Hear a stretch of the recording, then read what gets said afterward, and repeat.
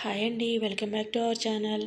ఈరోజు నేను మేతి ఆలు కర్రీ చేశానండి. ఇది చాలా బాగుంటుందన్నమాట. హెల్త్కి కూడా చాలా మంచిది. దీనికోసం నేను బంగాళదుంపలు ఉడకబెట్టి పీల్ చేసేసి ముక్కలు చేసి పక్కన పెట్టుకున్నానండి. ఉల్లిపాయ పచ్చిమిరకాయ కూడా సన్నగా కట్ చేసి పక్కన పెట్టేసుకున్నాను. తర్వాత స్టవ్ ఆన్ చేసుకుని ప్యాన్ పెట్టుకుని ఆయిల్ వేసుకోవాలి. తర్వాత ఆయిల్ హీట్ అయ్యాక జీలకర్ర వేసుకోవాలండి. జీలకర్ర హీట్ అయ్యేలోపు మనం వెల్లుల్లి కూడా దంచుకొని వేసుకుంటే సరిపోతుంది. అల్లంతో పని లేదండి దీంట్లోకి.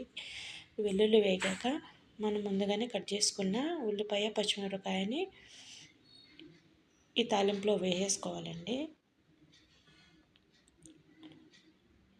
ఇలాగ తాలింపులో వేసేసి కర్రీకి సరిపడా పసుపును మనం ఉల్లిపాయలు ఫాస్ట్గా ఎగటానికి ఆ ఉల్లిపాయల వరకు కొంచెం ఉప్పు వేసుకోవాలండి. నేను ఆల్రెడీ బంగాళదుంపలు ఉడకబెట్టేటప్పుడు కొంచెం ఉప్పు వేసాను, అందుకని దీంట్లో చూసి వేసుకుంటున్నాను.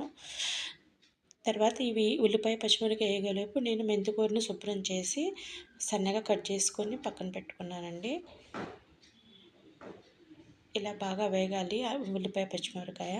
ఇలా కట్ చేసుకుని పక్కన పెట్టేసుకున్నాను. దీన్ని ఉల్లిపాయ వేగింది కదా, తాలింపులో వేసేసుకోవాలి. ఇది సారి మొత్తం ఒకసారి కలిపెట్టేసుకుని మూత పెట్టేసుకోవాలండి. ఇది 2 నిమిషాలు మగ్గిపోతుంది. తర్వాత ఇదిగోండి ఇలాగ మగ్గిపోతుంది అనమాట.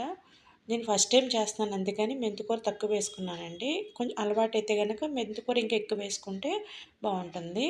తర్వాత మనం ముందుగానే కట్ చేసుకున్న బంగాళదుంప ముక్కలు కూడా వేసేసుకుని ఒకసారి కలిపేసుకుని మూత పెట్టుకుని 2 నిమిషాలు ఉడకనివ్వాలండి. ఇలా ఉడికాక కర్రీకి సరిపడా కారం వేసుకోవాలి.